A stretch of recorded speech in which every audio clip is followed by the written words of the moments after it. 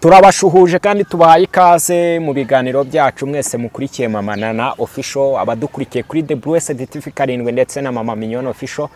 Munyarukire kwa Mama Nana muhakore subscribe kandi agira ibiganiro byiza. Kandi nanone reka twihanganishe abantu babuza babo umwaka w'igihumbi 1994 aho twari turi mu gihe cyo kwibuka cy'iminsi 7, ariko nanone tukaba dukomeje urugendo rwo kwibuka rw'iminsi 100 ku nshuro ya 31. Mama Nana rero ari mu bantu barokotse jenoside, ariko nanone kubwo kwibuka yiyubaka asigaye yubaka abantu binyuze mu biganiro. Ngewe nitwa City Hunter, ibintu byamaze kuba neza nukuri. Mama Nana umeze neza? Ndashima Imana nukuri. Rero katuganira nyine inzira y'umusaraba. Yego.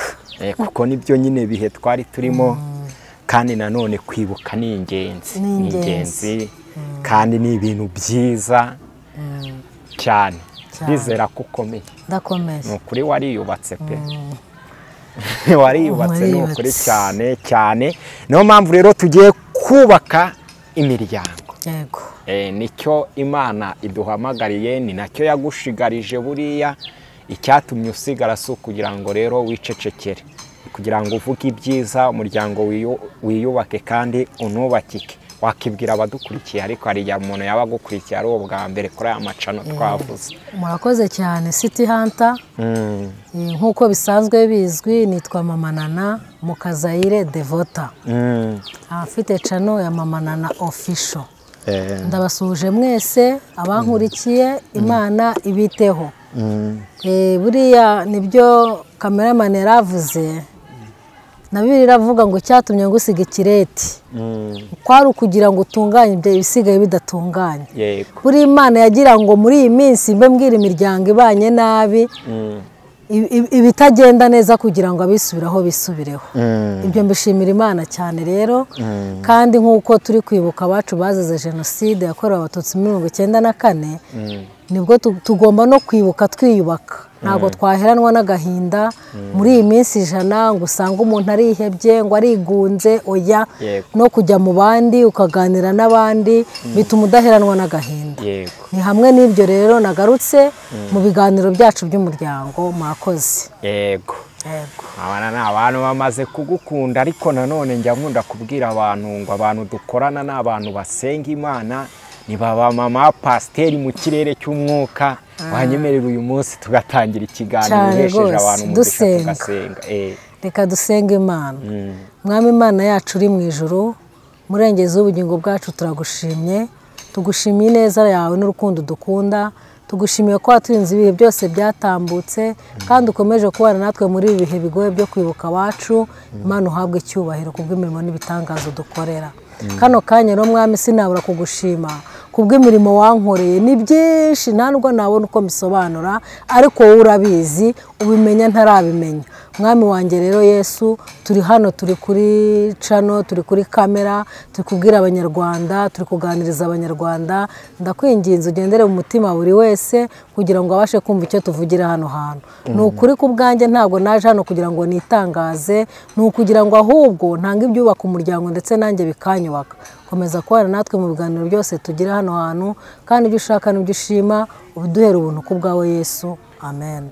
Amen. Abantu badukurikiye tubabwire ngo ni ukuri iki kiganiro mu kirangize ntago kiri bumare iminota myinshi. Tugiye kuganira rero impamvu cyangwa ibintu by'ingenzi bituma umugabo yaca inyuma umugore we. Nubwo bavuga ngo umugabo wese aremanywe irari, ariko burya hari ikimutera iryo rari. Ndetse tunarebere hamwe ibituma umugore aca inyuma umugabo we. Nyaboneka nimba utarashaka bawitonze.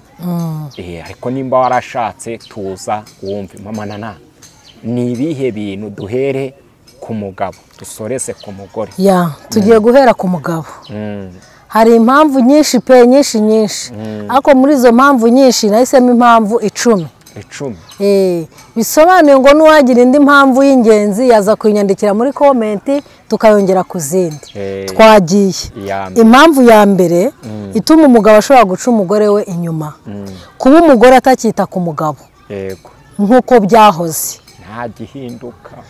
ni ukuvuga ngo niba umugabo n'umugore bakibana bakitana amasheri amashushu mu gitanda bimeze neza, ahari wenda ashobora kubivuga mukavuga ngo nshize isoni, ariko nagira ngo mbabwire ko ukoze research ukareba n'amadivorce ari kubaho n'ibintu byose bituma umugabo n'umugore batandukana, ahanini insiriri ya mbere va mu cyumba kuri ya meza ya gatatu twize. ni ukuvuga ngo niba umugabo n'umugore bari babanye neza, burya umugabo ni nk'umwana icyo wamumenyereje, iyo ukiretse ararakara, tangira kwibaza ngo uyu muntu ntabwo akinyitayeho, ntanarebe yuko hari impamvu yatumye cya kintu akireka. urugero niba mwarimu mwabanaga mudafite abana, ejo mukagira umwana umwe mukagira babiri, umugore agatangira kwita ku bana, umugabo ahita abona ko umugore we yahindutse, ariko ntabone ko yahindutse, ahubwo ari inshingano zabaye nyinshi. ariko ibyo ntabwo bagomba kubigira urwitwazo, kuko umugabo uko byagenda kose iyo abonye utakimwitayeho yigira mu bandi bagore byanga bikora, irari rirakura akigendera. niba nagushaka umwana akarira, ntabwo ahita abona ko umwana arize, ahita abona ko wowe utabyitayeho. ngo rero niyo mpamvu nabwira abagore bongere uko yitaga ku mugabo yongera amwiteho. ntabwo mvuga byinshi cyane. icya kabiri, kuba umugore atakiyitaho ubwe akaba anamugayisha mu bandi. hari umugore umara gushaka ntiyongere no gusokoza, akamera nk'aho ndi ngo narasabwe, ntiyongere gusokoza, ntakarabe, ntiyiteho. kandi hari umugabo ugira isuku, kavuga ati njye nkeneye umugore wiyitaho, ku buryo ava mu kazi agasanga wamaze gukaraba wavuye muri dushe kare uramutegereje, uwo mugabo ntaho yajya. ariko niba aje agasanga urasa nabi, unuka udahumura, udahumura, umugore agomba guhora akaraba yisiga, kuko aba yarakumenye wisiga. ibyo ngibyo nabyo bimutera kuguca inyuma, akajya kwishakira ba bandi bakaraba. icya gatatu, kuba umugabo yaragushatse yibeshye akagukunda, ko yibeshye ko agukunda kandi ari irari.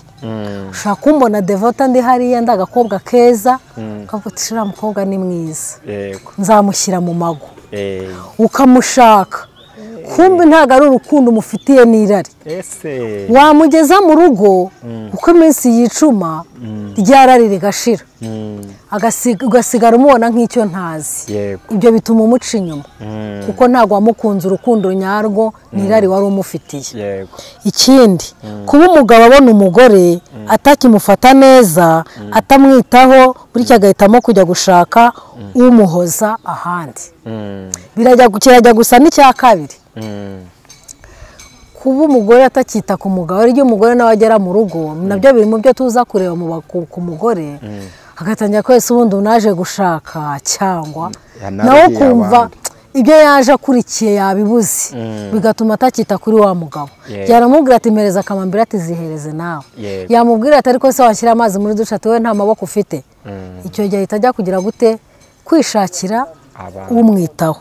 icya gatanu, kuba umugabo yananiwe gutsinda kamere ya kigabo ituma ararikira umugore abonye wese ku buryo bworoshye. ni indwara y'abagabo, agahora umugore wese abonye, ntabwo ari abo muri Kongo no mu Rwanda, agahora umugore wese abonye ko ari mwiza, turiya ntancika, uriya ntancika, uriya ntancika. ibyo bigatuma aca inyuma umugore we. yego, kuba nta biganiro bizima, cyane cyane ikiganiro cy'urukundo hagati y'abashakanye, mbese nta biganiro bizima bagira mu rugo, ari mu matiku, barataha mu matiku, kuko watinze gutegura ameza, uburake wari ukiri hehe, bigatuma nta santima mugirira, agahita yijya kwishakira abo bakorana. icya karindwi, kuba umugabo akurikiye ibintu ashobora guhabwa n'undi mugore yararikiye. urugero, umugabo ashatse ari umukene, ni abakene baciriritse, ariko hari umugore hirya yiboneye umwihera amafaranga yo kuzamura urugo rwe. ntabwo yanze wa mugore we babana, ariko arashaka ikimuzamurira urugo ku wundi mugore wo hanze. ibyo nabyo bimutera guca inyuma uwo bashakanye. aho hantu hasubiremo ako kantu. hari ukuntu nyine umugabo ashobora kuba ari umukene, nta bushobozi buhambaye afite, akeneye kwita ku mugore we ariko nta bushobozi bwo kumwitaho afite, atari uko amwanze, akabona undi mugore hanze barahari umurarikiye kandi ufite amafaranga menshi, agahita avuga ati oke iki kigoye gifite amafaranga, reka ngende mbona uko nita ku mugore wanjye. Ibyo birezi hari n'ababiganira, umugore n'umugabo akabiganira ati kiriya kigoye gifite amafaranga reka tukirya amafaranga. Ibyo nabyo ni ibintu bitera umugabo. Icya munani, kuba umugabo yarashatse umugore bimugwiririye atamukundaga. Example, duhuriye ahantu wenda mu kabari turanyoye turasinze turaryamanye, bibaye ngombwa ko umuteye inda, wamutera inda imiryango igahaguruka igahagarara iti ugomba kumushaka byanze bikunze, akamushaka kubera ko bimugwiririye, uwo nguwo iteka ryose n'ubundi azahora amuca inyuma. Icyo kiri mu bintu nabyo gituma umugabo aca inyuma umugore we. Ikindi, kuba umugabo atagiha agaciro uwo bashakanye, akaba atumva uruhare gutera akabariro bigira mu gukomeza umuryango. Ni icya kangahe? Ni icya 9. Kutagira kumva ko ibyo gutera akabariro nta kintu bivuze, kuwo bashakanye atakimukeneye, nta santima kimufitiye, ibyo bikamutera kugira gute kumuca inyuma. Icya 10, kuba umugore w'uyu mugabo yarigize indakoreka, hari umugore w'igishegabo uhorana rwaserera mu rugo, uhorana amakimbirane mu rugo, ibyo bituma umugabo abura umutekano muri we akajya kumuca inyuma. Ayo ni impamvu 10 zituma abagabo baca inyuma abagore babo, ariko bitabuje ko hari n'izindi mpamvu nk'uko natangiye mbivuga. Ufite indi mpamvu yadufasha akayiduhereza muri comment. Ni byinshi nuko nanga kugira ngo ntatware iminota, ariko ibyo ni iby'ingenzi bituma abagabo baca abagore babo inyuma. Tugiye kurebera hamwe rero nanone izindi mpamvu 10 zituma umugore aca inyuma umugabo we. Abagore benshi baca inyuma abagabo babo, ariko cyane cyane hari ababikora. La majorite abagore benshi ntabwo bakunda guca abagabo babo inyuma.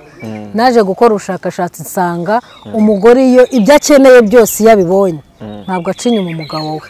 Ariko rero tugiye kurebera hamwe. Icya mbere, kutanyurwa n'uburyo umugabo amuterera akabariro. By'ameza ya 3 tuziranyeho na mama Minyoni nawe. Urugero, kutamutegura, kumva yuko igikorwa wowe mugabo uratashye uje wumva ushaka nyine kujya kuri ya meza ya 3, ushatse guhutiraho, umugore ntiyiteguye. Noneho igihe atiteguye, igihe atangiye ahubwo kuba yagukenera, ibyawe ukabura birangije. Ibyo bimutera umutima mubi bigatuma aguca inyuma. Icya kabiri, kuba umugore yarashatse umugabo adakunda. Abagore benshi icyo kintu kibabaho. Kenshi na kenshi umugore ushaka umugabo yakunze n'umwe ku ijana. Umugore ushaka umugabo yakunze n'umwe ku ijana. Ushobora gukundana n'umusore, wa musore ugasanga afite inzitizi zituma atazashaka vuba. Noneho kubera yuko imyaka ugezemo igusaba gushaka, bigatuma ushaka undi udafitiye urukundo cyane, ugashaka kubera ko ari ngombwa. Icyo uri kunyumva? Hari n'abavuga ngo urukundo ruzaza ugashaka kubera ko ari ngombwa, cyangwa ugashaka umugabo kubera ko ari ababyeyi bamuguhatiye, cyangwa ugashaka umugabo kubera ko afite amafaranga menshi, wowe wakunze mbere nta mafaranga afite. Ibyo bimutera kumuca inyuma byanze bikunze, kuko niba warakundanye na wa wundi ntimubane, byanga bikunda ujya kototera wa wundi ukajya uryamana nawe kandi ufite umugabo. Icya 3, kuba umugabo ahora muri bizinesi, ntabonere umugore umwanya. Hari abagabo baba muri bizinesi akumva akazi ke nta mafaranga, akumva wanamuguta ariko se ko nta mwanya umbonera, bimeze gute? Ati mba ndimo nshaka ibigutunga, ariko kirengagiza ko ibimutunga ni wabo yabihasize. Ibyo rero bigatuma umugore aca inyuma umugabo. Icya 4, kumva udahagijwe n'umugabo wawe, kugira irari by'isi kuko umugabo wawe ataguha ibihagije. mbese umugabo ni umukene kirasa na cya kindi twabonye cy'umugabo ujya gushaka umugore hirya ufite amafaranga kugira ngo azamure urugo rwe kandi birezewe. hari n'umugore ugera mu rugo akabona za makiyaje zikwiriye ntazibona, akabona kwambara neza ntabibona, akabona umugore nta mugabo ntamusohokana, agahitamo kujya kwishakira umuhagije, ubwo akabaciye inyuma umugabo we. Icya gatanu, umugabo uba kure cyane ugasanga kumutegereza biramugoye.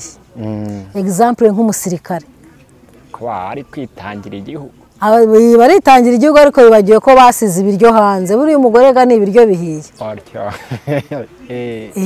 Umugabo hari n'abagabo bajya gukorera mu bihugu byo hanze bagatindayo, akohereza amadolari ariko akibagirwa ko wa mugore afite umubiri, akamuca inyuma muri ubwo buryo. Ikindi cya gatandatu, kuba bafite amakimbirane ahoraho, intonganya zidashira. nta munezero. Urumva intonganya zidashira mu rugo ntabwo zatuma umuntu anezerwa. Abo umugore abo umugabo iyo bananiwe kwihangana buri wese acukwe n'undi agacukwe.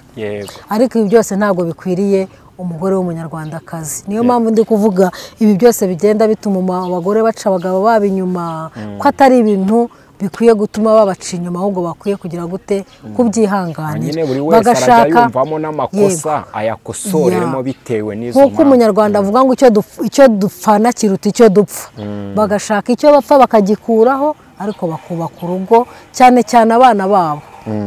Icya gatandatu, icya karindwi niho ngeze, kuba hari ibyo umugore ararikiye kandi adashobora kubibona ku mugabo we. Kirasa n'icya kangahe n'icya kane, kuba hari ibyo ararikiye. Kubona umugore w'abandi yambaye neza, uhora wambaye mu gatenge kamwe cyangwa se katanafite mwaramutse. Burya ibitenge by'abagore biratandukanye, akumva ararikiye ibindi byo hanze akajya kubisambanira. Icya munani, kuba umugore yaramenye ko umugabo amuca inyuma nawe akabikora nk'uwihimura. Aho henshi birashika, kuko hari n'abonzi umugabo yigeze guhana gahunda n'umugore kuri telefone ngo basohokere ku Gisenyi. Umugore we nawe yabyumvise, akaba afite umugabo wamuzengereje umutereta buri munsi yaramunaniye, aravuga ati reka mwemerere nanjye mwihimureho. Aho umugabo yasohokeye n'umugore niho yasohokeye, barahahurira. Ariko ibyo gihe byatumye bicara bitekerezaho, babona ibyo barimo bitazabubakira urugo, babivamo baraza bubaka urugo. Icyo rero ntabwo ari ikintu cyatumye niba umuntu akoze ikosa ngo nawe urikore ngo nuko yarikoze. Icya cyenda, kuba umugore yarashatse umugabo ukuze, wenda nta mbaraga gifite zo kumukorera ibyo akeneye. Hari ukuntu nyine kwa kundi twishakira amafaranga, umugabo akaba akurusha imyaka 20 bireze cyane, 20-25 ni umusaza, yewe nta mbaraga gifite, bigatuma wahagera ukavuga uti ese bunaruhiye iki, ugasanga yakugeraho mbese bikanga, ya meza ya gatatu bikanga, agahitamo kumuca inyuma, akigira amafaranga arayafite, ibintu arabifite, ibyo kurya n'imyambaro birahari, ariko icyamuzanye muri urwo rugo kindi nta gihari, bigatuma amuca inyuma muri ubwo buryo. Icya 10, kuba umugore abyifitemo nk'ingeso yamunaniye, ameze nka wa mugabo twabonye ubona abagore bose akabonamwo ubwiza gusa, akumva bose yagenda banyuraho. Hari n'umugore rero umeze gutyo, ko aramushatse n'ubundi akundana n'abasore benshi, ingeso ikanga gushira, akamuca inyuma. Ubwo rero abo bose, abo bagore bose, abo bagabo twabonye, umugore wo twabonye, nk'abanyarwanda muri rusange, nk'umunyarwandakazi muri rusange, ntibikwiye. Cyane cyane ko Bibiliya yo itubwira, twe nubwo twigisha umuryango ariko tubijyanisha n'ijambo ry'Imana. Nk'uko Bibiliya itubwira ngo iyo umugabo n'umugore basezeranye mu itorero, cyewe no kwa padiri niko bigenda ahantu hose, ngo sinzamurenza abandi bagabo, n'umugabo akavuga ngo sinzamurenza abandi bagore. Ntabwo rero byagakwiye ko niba hari ikitagenda twicare hasi tukiganire, tugihe umurongo, tureke kugira gute guhimana. niba umugabo anciye inyuma ngo nanjye mwishyure kumuca inyuma, niba nabuze igitenge ngo njye kugishakira ahandi hantu. Oya, umuco nyarwanda si kuvuga, ni ukuri twisubireho twihanure, kandi rwose urugo ruzarushaho kugenda neza. Ntabwo mvuga byinshi nk'uko twabivuze ko tuzajya tugira ikiganiro kigufiya. City Hunter soreje hano, Imana ibahe umugisha. Ya Mama Nana, Imana iguhe umugisha mwinshi utagabanyije, ariko hari ikibazo ahantu ushoreje ku cya 10. Umuntu yakibaza ati pe umugabo wanjye nibyo koko ndamukunda, umugore wanjye koko nibyo ndamukunda, ariko hari ingeso iri muri njyewe yananiye. Ati Mama Nana, iyi ngeso, iyi karande nayicikaho gute? Nakegera abakozi b'Imana, nasanga Mama Nana cyangwa Mama Mignone nkabaganiriza, nabigenza? Yewe uwo nguwo ikintu mbona uretse kwegera Imana akabwira Yesu ati Yesu Kristo rwose ndengera nkizingeso, kuko hari ibintu, niba hari umupasiteri watwigishije ku bya karande, nayo usanga ari karande. Buri muntu wese agiye afite karande ye atazi, ariko ntamenye ko ari karande. Ariko agiye kegera abakozi b'Imana bakamukorera deliverance, ni ukuri ntekereza ko yakira. Ya reka tugushimire Mama Nana.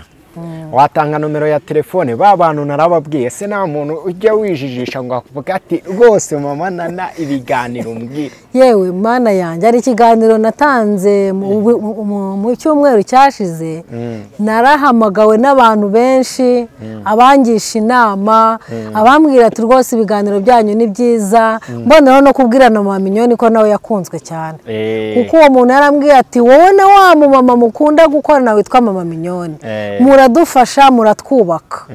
Ariko nyine nahuye n'ikibazo, nahamagawe n'umugabo umwe ambwira agahinda k'umugore, ambwira ukuntu umugore yamuzengereje, kandi ko ari umukirisitu uwo mugore. Ajya mukubita akarinki rero. Rero ndamubwira ntumukubite iyo linki kandi umuganirize. Ati umugore tumaranye imyaka 15, atariko kuva iyo myaka 15 kugera uyu munsi namfata nk'umugabo we. Kuko icyo gihe nyine ni cya kiganiro navuze ngo ibintu abagabo bifuza ariko badashobora gusaba abagore. Ati ni njyewe byose, ni njyewe uri kuvuga. Ati umugore yarananiye. Rero ubwo musenga mwese, icyo nakugiraho inama, muhereza izo nyigisho. Icya kabiri kandi urushaho kumusengera Imana. Yego. Ya watanga nomero ya telefone rero, urumva bitanga umusaruro. Wasanga na Mije Prof zaguhamagara ati dufite ikiraka kwino ujye kutuganiriza abo bantu. 0788 25 65 54. Ya reka tugushimire. Imana ibahe umugisha. Imana iguhe umugisha. Yarashatse umugabo adakunda. Abagore benshi icyo kintu kibabaho. Kenshi na kenshi umugore ushaka umugabo yakunze n'umwe kwijana. Umugore ushaka umugabo yakunze n'umwe kwijana. Ushobora gukundana n'umusore, wa musore ugasanga afite inzitizi zituma atazashaka vuba. Noneho kubera yuko imyaka ugezemo igusaba gushaka, bigatuma ushaka undi utatekere, udafitiye urukundo cyane, ugashaka kubera ko ari ngombwa. Icyo uri kunyumva. Hari n'abavuga ngo urukundo ruzaza nitubana. Ugashaka kubera ko ari ngombwa, cyangwa ugashaka umugabo kubera ko ari ababyeyi bamuguhatiye, cyangwa ugashaka umugabo kubera ko afite amafaranga menshi, wowe wakunze mbere nta mafaranga afite. Ibyo bimutera kumuca inyuma byanze bikunze. Kuko niba warakundanye na wa wundi ntimubane, byanga bikunda ujya kototera wa wundi, ukajya uryamana nawe kandi ufite umugabo. Icya gatatu, kuba umugabo ahora muri business, ntabonere umugore umwanya. Hari abagabo baba muri business akumva akazi ke nta mafaranga, akumva wanamuguta ariko se ko nta mwanya umbonera, bimeze gute? Ati mba ndimo nshaka ibigutunga. Ariko kirengagiza ko ibimutunga ni wabo yabihasize. Ibyo rero bigatuma umugore aca inyuma umugabo. Icya kane, kumva udahagijwe n'umugabo wawe, kugira irari by'isi kuko umugabo wawe ataguha ibihagije. Mbese umugabo ni umukene, kirasa na cya kindi twabonye cy'umugabo ujya gushaka umugore hirya ufite amafaranga kugira ngo azamure urugo rwe. Kandi birezewe. Hari n'umugore ugera mu rugo akabona za makiyaje zikwiriye ntazibona, akabona kwambara neza ntabibona, akabona umugore nta mugabo ntamusohokana, agahitamo kujya kwishakira umuhagije ubwo akabaciye inyuma umugabo we. icya gatanu umugabo uba kure cyane ugasanga kumutegereza biramugoye. Example nk'umusirikare kuba ari kwitangira igihugu, baritangira igihugu ariko bibagiwe ko basize ibiryo hanze. buriya umugore ga ni ibiryo bihiye. Umugabo hari n'abagabo bajya gukorera mu bihugu byo hanze bagatindayo, akohereza amadolari ariko akibagirwa ko wa mugore afite umubiri, akamuca inyuma muri ubwo buryo. ikindi kwa cya gatandatu kuba bafite amakimbirane ahoraho, intonganya zidashira. nta munezero. urumva intonganya zidashira mu rugo ntabwo zatuma umuntu anezerwa. abo umugore w'umugabo iyo bananiwe kwihangana buri wese acukwe n'undi agacukwe.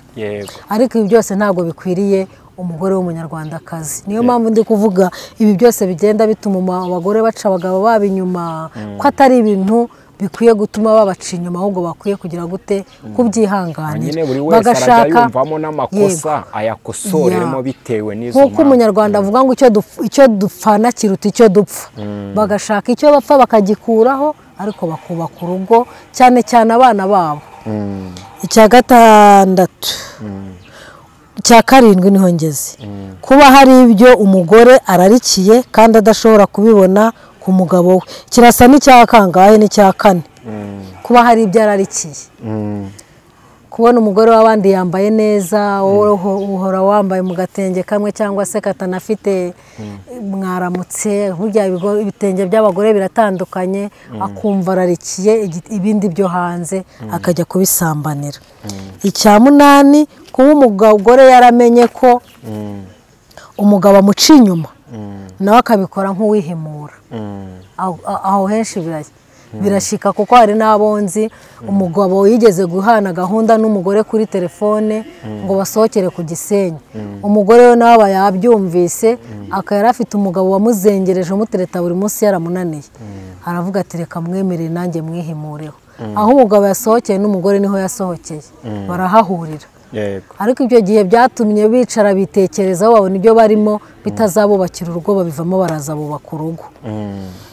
icyo rero ntabwo ari ikintu cyatumye niba umuntu akoze ikosa ngo nawe urikore ngo ni uko yarikoze. icya cyenda kuba umugore yarashatse umugabo ukuze, wenda nta mbaraga agifite zo kumukorera ibyo akeneye. hari ukuntu nyine kwa kundi twishakira amafaranga, umugabo akaba akurusha imyaka 20 bireze cyane, 20-25 ni umusaza, yewe nta mbaraga agifite, bigatuma wahagera ukavuga uti ese bunaruhiye iki, ugasanga yakugeraho mbese bikanga, y'ameza ya gatatu bikanga, agahitamo kumuca inyuma, akigira amafaranga arayafite, ibintu arabifite, ibyo kurya n'imyambaro birahari, ariko icyamuzanye muri urwo rugo kindi nta gihari, bigatuma amuca inyuma muri ubwo buryo. icya 10 kuba umugore abyifitemo nk'ingeso yamunaniye, ameze nka wa mugabo twabonye ubona abagore bose akabonamwo ubwiza gusa, akumva bose yagenda banyuraho. hari n'umugore rero umeze gutyo, ko aramushatse n'ubundi akunda n'abasore benshi, ingeso ikanga gushira, akamuca inyuma. ubwo rero abo bose, abo bagore bose, abo bagabo twabonye, umugore wo twabonye, nk'abanyarwanda muri rusange, nk'umunyarwandakazi muri rusange, ntibikwiye. cyane cyane ko Bibiliya yo itubwira, twe nubwo twigisha umuryango ariko tubijyanisha n'ijambo ry'Imana. nk'uko Bibiliya itubwira ngo iyo umugabo n'umugore basezeranye mu itorero, yewe no kwa padiri niko bigenda ahantu hose, ngo sinzamurenza abandi bagabo, n'umugabo akavuga ngo sinzamurenza abandi bagore. ntabwo rero byagakwiye ko niba hari ikitagenda twicare hasi tukiganire, tugihe umurongo, tureke kugira gute guhimana. niba umugabo anciye inyuma ngo nanjye mwishyure kumuca inyuma, niba nabuze igitenge ngo njye kugishakira ahandi hantu. oya, umuco nyarwanda si kuvuga, ni ukuri twisubireho, twihanure, kandi rwose urugo ruzarushaho kugenda neza. ntabwo mvuga byinshi nk'uko twabivuze ko tuzajya tugira ikiganiro kigufiya, City Hunter soreje hano, Imana ibahe umugisha. Ya mama Nana, Imana iguhe umugisha mwinshi utagabanyije, ariko hari ikibazo ahantu ushoreje ku cya 10. Umuntu yakibaza ati pe umugabo wanjye nibyo koko ndamukunda, umugore wanjye koko nibyo ndamukunda, ariko hari ingeso iri muri ngewe yananiye. Ati mama Nana, iyi ngeso iyi karande nayicikaho gute? Nakegera abakozi b'Imana, nasanga mama Nana cyangwa mama Mignone nkabaganiriza, nabigenza?